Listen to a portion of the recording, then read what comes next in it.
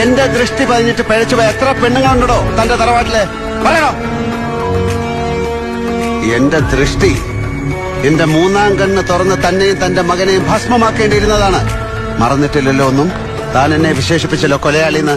ആരാടോ കൊലയാളി? ഇവനല്ലേ അത്? പോൾ ആസാദ് എന്ന എന്റെ സുഹൃത്തിനെ ബിയർ ബോട്ടിൽ പൊട്ടിച്ച് പള്ളക്ക് കയറ്റി കൊന്നവൻ ഇവൻ. ഇന്ദുചൂടന് സിവിൽ സർവീസ് ലിസ്റ്റിൽ 1ാം റാങ്ക് കിട്ടിയത് ആഘോഷിക്കുകയായിരുന്നു ഞങ്ങൾ.